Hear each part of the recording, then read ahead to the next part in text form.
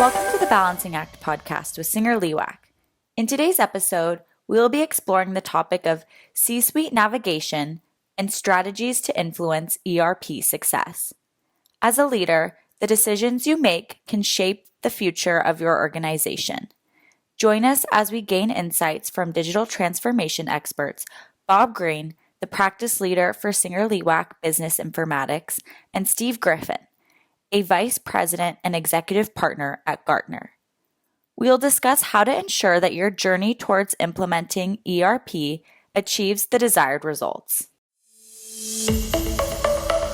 Hi, I'm Bob Green. I want to thank you for listening to another installment of the Balancing Act podcast from Singer Liwak. I'm the founder of our SL Business Informatics practice. Our group guides business leaders through challenges that they face around system strategy, digital transformation, ERP projects, cyber maturity, as well as governance in other areas. This is our third podcast about achieving success with ERP upgrades, as well as other complex IT projects, all of which have featured very experienced and well-respected guests. Today is no different. In our first in this series, we focused on how to best manage the change and the impact of these disruptive projects among your staff. The second of our series focused on things that we wanted to look at more from a vendor's perspective, while coaching listeners on how to be the best kind of customers that a vendor would really want to work with.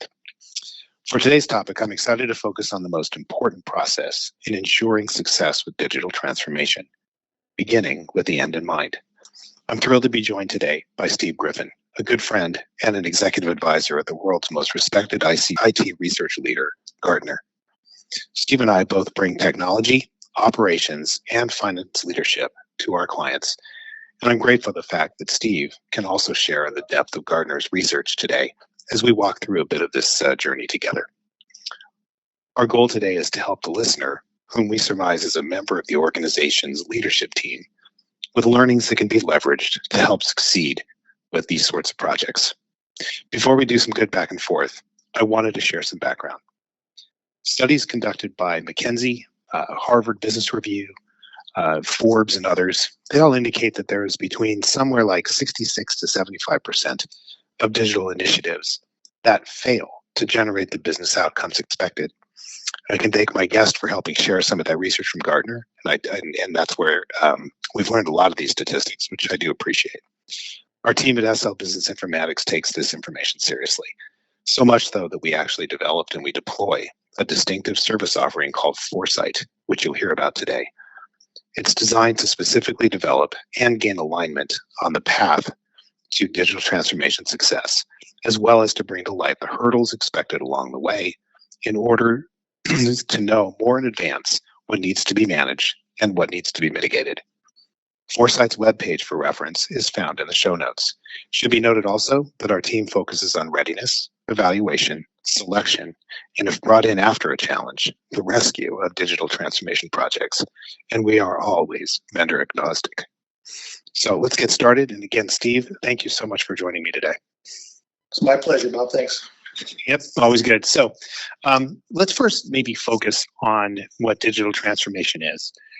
And I'm going to start this off with a bit of a description that we've used in the past, which is it represents impactful company-wide changes to process, transacting, or reporting through improved use of technologies. A good way or a good example that is most familiar to business leaders is maybe the migration to a new ERP or new accounting software. As these changes go, these are significant projects. They result in changes to so many pieces of the business, departmental activities and processes, products and service delivery, location behavior, data structures, reporting and analytics, and more.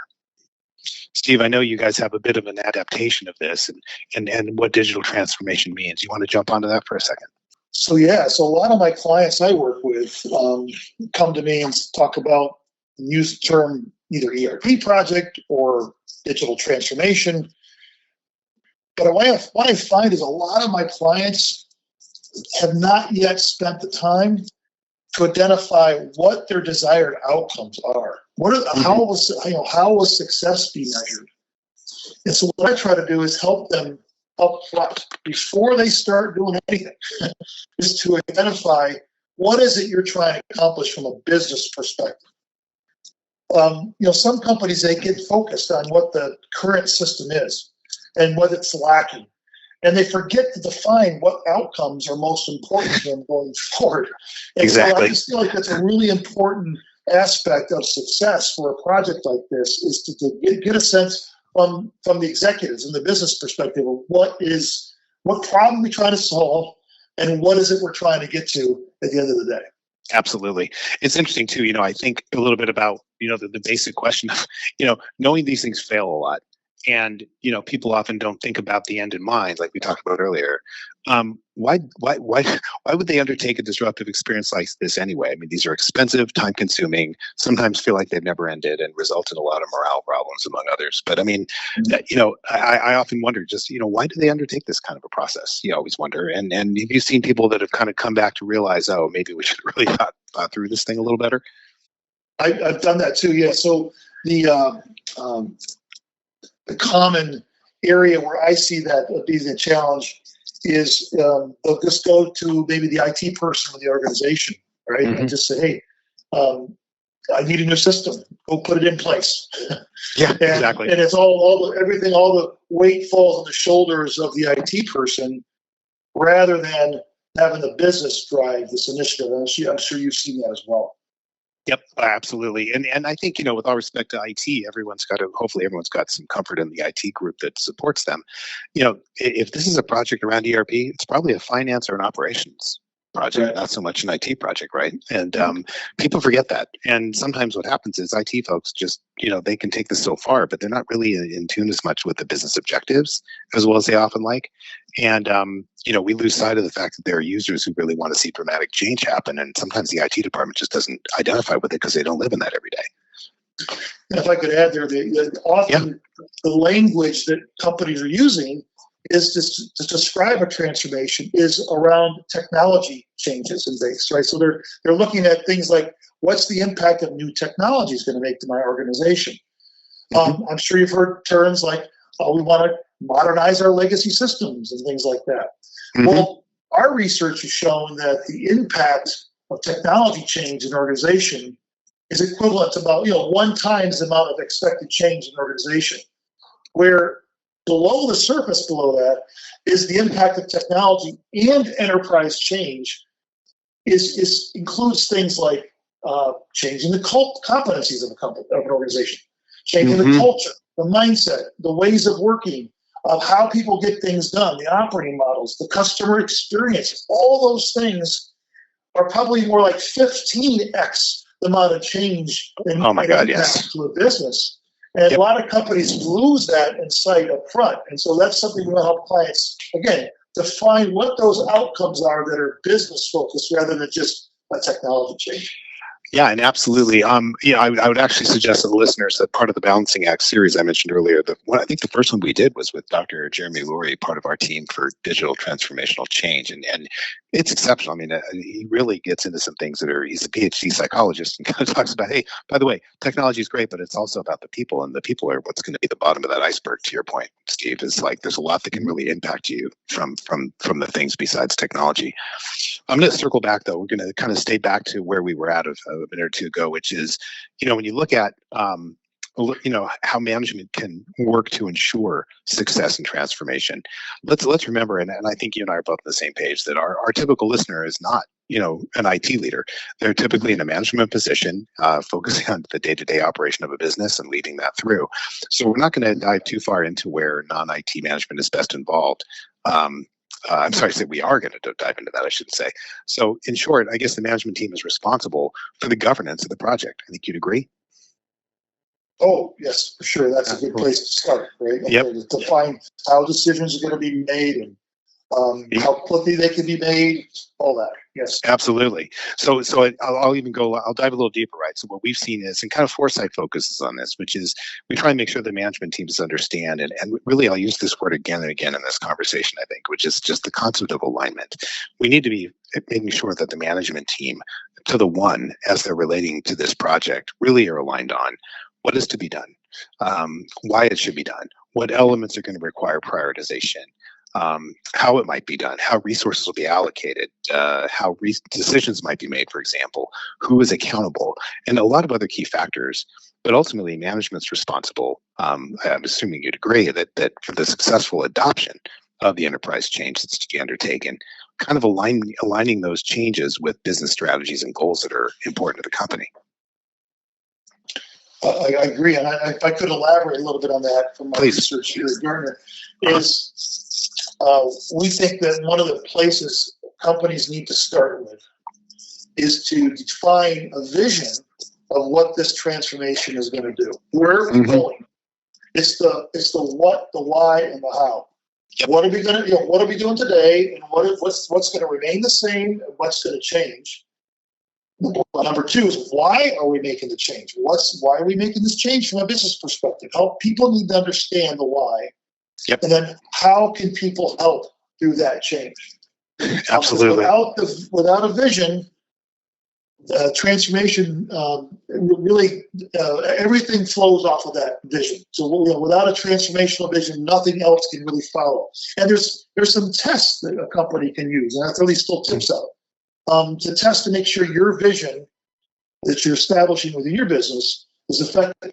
Number one, can you tell what you're transforming into and why? And can you do it in under 2 minutes? Keep it simple, right? Yep. No corporate speak. In a way that someone can you do it in a way that someone at the front line would understand and would be motivated to change. Mm-hmm. Yep. Those are things that we want to make sure you address in your vision to make sure everybody understands what you're doing and why. Because without that, everything else is going to fall flat. So, Steve, let's continue on the topic of kind of management's role. From our work on foresight projects, it's clear to me that one of the most challenging things to tackle before a transformation project is approved is to ensure that the targeted outcomes are defined and they're prioritized, as well as the threats. We talked about risks and threats to project success. They need to be identified and addressed for mitigation or for acceptance. Because sometimes you just can't solve all the problems you think you're going to have, and you just need to proceed anyway. Without these kind of strategic efforts, these digital transformations projects really feel to me like they can be ships without a rudder, and nobody really knows when they're done. So I guess, Steve, I was going to throw this to you and say, you've worked hard at ensuring your clients consider outcomes as we do early on, right? Was wondering if you wanted to share a few examples of some outcomes that your clients have sought and how they determined that they would be measured when the project was completed. Most companies are focused in on 3 things: growing revenue, reducing costs, and managing risk. Mm-hmm. If you're a nonprofit, I probably add a 4th one, which is all about the mission. And when you're defining what outcomes you want, it's not just about delivering a project on time and on budget. It's important, but that does not measure the success and the delivered outcomes. And we talked about establishing the vision early on today.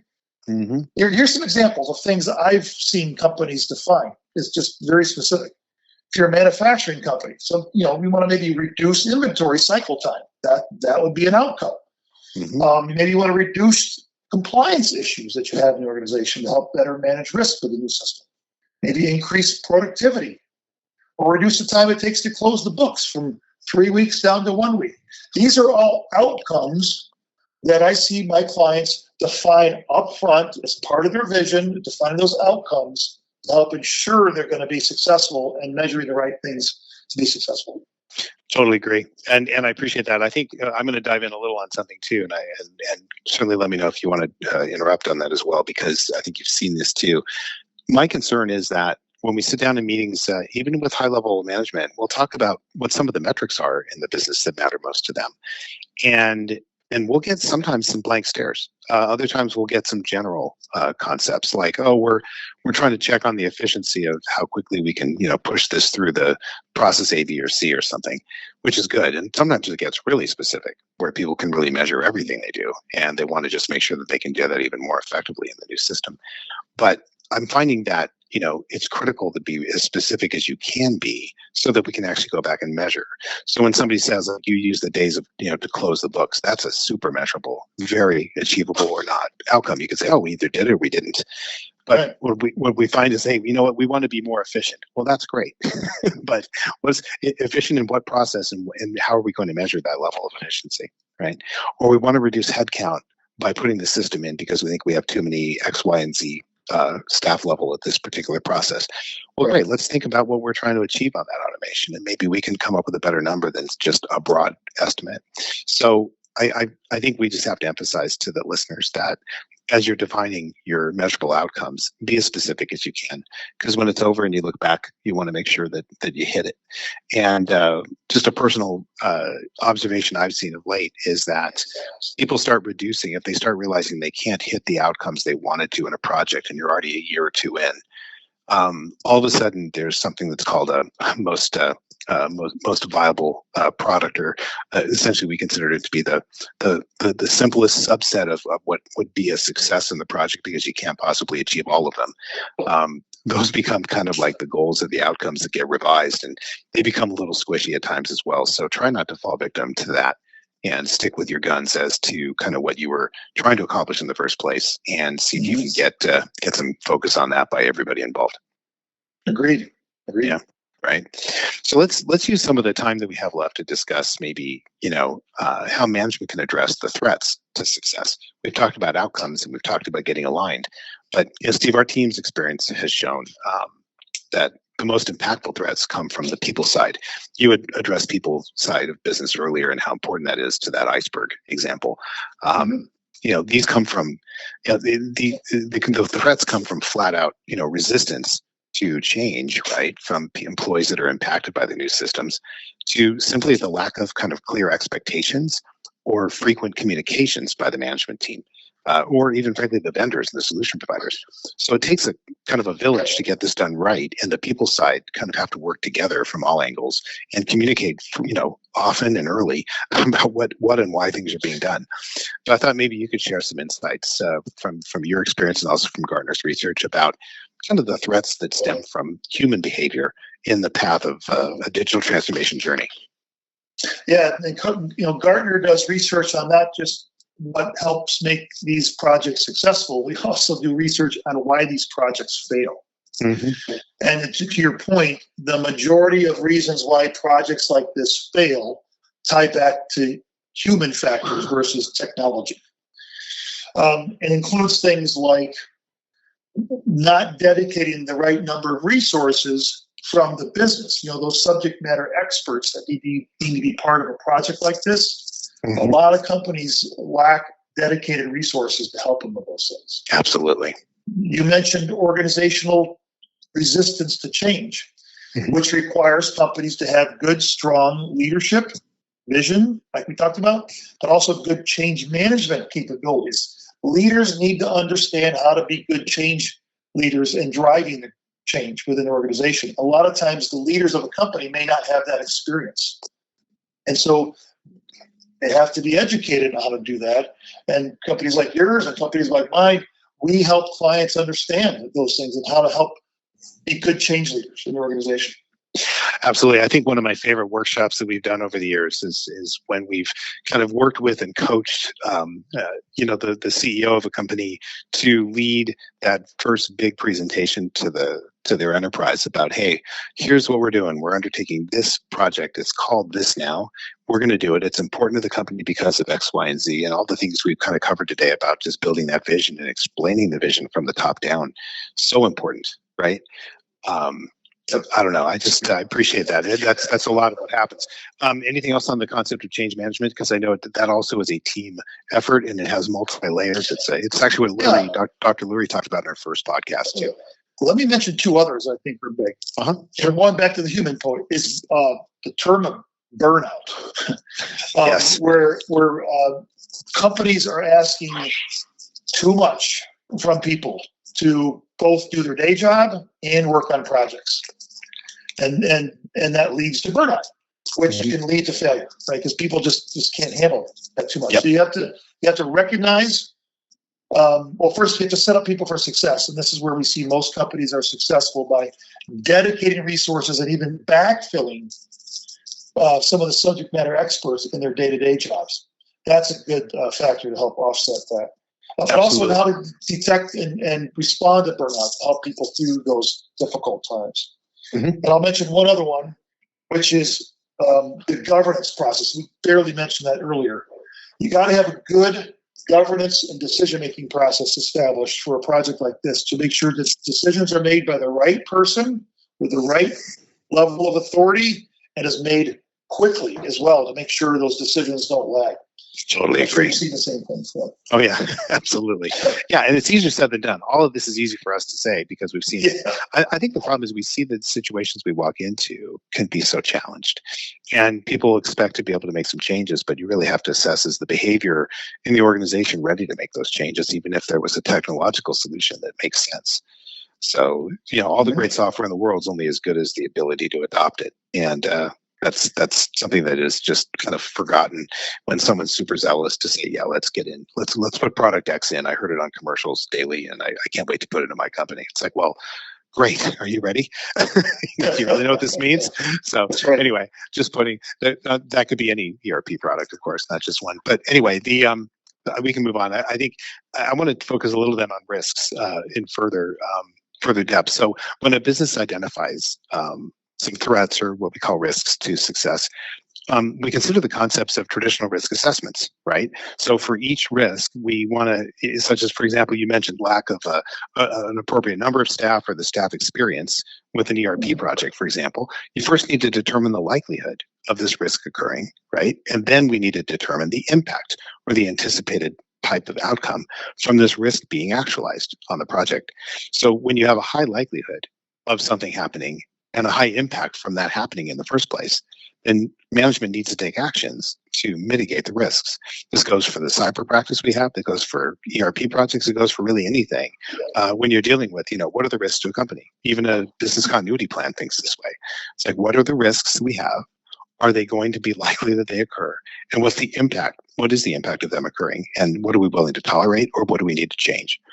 So Steve, perhaps you can share an example maybe where you see management teams identify and assess the business impact and the likelihood of these risks, and how do they take steps to mitigate those risks? Yeah, it's really common, Bob. And I think the process that we educate our clients on is very, very similar to your foresight process. And it's all about the approach we suggest is conducting a readiness assessment early in that journey to help understand where the company is today. So, for example, assess the strength of your transformation vision. Is it a very clear statement that everybody can understand, or is it not very clear, not specific enough, and difficult to understand? Assessing things like the level of executive sponsorship. I've got a client I was talking to today, as a matter of fact. They're getting ready to kick off an ERP project, and he's concerned that some of the operating business units they have are not bought into this. And I'm like, well, who's the sponsor, and where's the communication and vision? He's like, well, the CFOs said some things, and I'm like, well, not sure the CFO, frankly, is at the right level. Sometimes you got to have the CEO or board provide that vision so everybody understands that this is an enterprise-wide initiative that's important. Absolutely. But these different factors of a readiness assessment, assessing your strategy alignment, things we talked about, assessing your change leadership capabilities, the cultural change that's going to go on, assessing those early on and determining what level of gap you have to best practices. And if you have a large gap in any of these areas, our suggestion is you do not proceed until those factors are mitigated to a reasonable level to ensure you're going to be successful. Because our research, again, it shows projects fail because these topics and readiness factors are not addressed early on in the project. Exactly, and that is exactly what gave rise to foresight. To your point, and this is and unfortunately, it all sounds so commonsensical, but most people don't go through these sorts of things. And so, I appreciate we can't cover all the readiness strategies in a single podcast. We as I said, the first one with Dr. Lurie really covers quite a bit of our change management activity and that kind of thing, which I think is great. It was really fun to listen to, and I always enjoyed his perspective. I know you know Jeremy, but I feel confident we've given some solid, maybe proven and seasoned advice on how teams can increase their odds of not becoming yet kind of another statistic of failure in this space. So, Steve, I want to first, again, thank you for your insights and the teamwork. And I know we've done some things together with clients. It's just always great to work with you, and your research that you've helped us provide through things that Gartner does have been so helpful to share. That there's a lot of thought behind just the conversation. So, did you want to share any other points before we jumped off? Well, Bob, first of all, it's been a pleasure to be part of this conversation today. I really appreciate it. These are topics that you and I are both very passionate about. I guess the final tip I give out is, getting started and conducting these best practices, such as conducting a readiness assessment. Obviously, you want to do that ideally early in the journey, but I'll also say it's never too late to get started on this. You can make adjustments, even if you're already started down the path. You can make adjustments and fix some of the issues to ensure you're going to be successful in reducing some of those risks around this project. As you said earlier, we don't want clients to be part of the statistic where 66+% of these types of projects tend up failing. There's a way to fix these things, and if they follow these processes, they can help improve that success rate. I can agree more. The way we've broken it down in our space is we go through like a 6-phase approach, which ends in measuring whether we've achieved the success we wanted with these projects. But it's okay to be partially through the process of even discovery. We've seen it where risks keep popping up their heads in situations we've walked into where it's like, well, the company can't seem to get out of their way on certain areas. It's because they really haven't addressed the issues. And sometimes it's as simple as saying, we need to, allow the management team to staff up a little bit of backup behind them, because no one's got time to address anything. And the vendors are, waiting to deal with what are the requirements at this point. But, they can't get them out of the people because they're all too busy doing their day jobs. So there's ways to kind of course correct, to your point. That's a great one. And, we'd encourage people to do that pause. If they don't pause at the beginning and they didn't think to do that first, or they didn't do a readiness assessment like a foresight or something like that, it's good to just kind of realize at some point, hey, this is going off the rails and it's getting very expensive. People are burning out and it's taking way too long. So there's ways to address these sorts of changes. And I think that was a great point to end on, which is it's never too late to make a change and rethink kind of how you're moving forward. So that's awesome. I will also say thank you then, again, to you, Steve, first, but also quite importantly to the listeners who have tuned into the Singularly Whack Balancing Act podcast series. And God, without you, we wouldn't want to do these things. It's fun to go through these processes, and we've gotten such great feedback. So thank you for our listeners and their interest. If you do seek any advice in your digital transformation journey, obviously Steve at GARTNER and I'm here at Singularly Whack, we can certainly help. Steve and I had lots of conversations actually as Singularly Whack developed our foresight process, which I always appreciate, Steve, the back and forth. And feel free to contact us in the link provided in the show notes. And the Foresight webpage is actually there if you'd like to see it as well. So, Steve, thank you again. And with that, we'll sign off. Have a great day, everybody. Thank you for listening to this episode of the Balancing Act podcast with Singularly Whack. We hope that you have gained new insights and found it valuable. If you enjoyed this episode, please consider subscribing to stay up to date on our latest episodes. Until next time.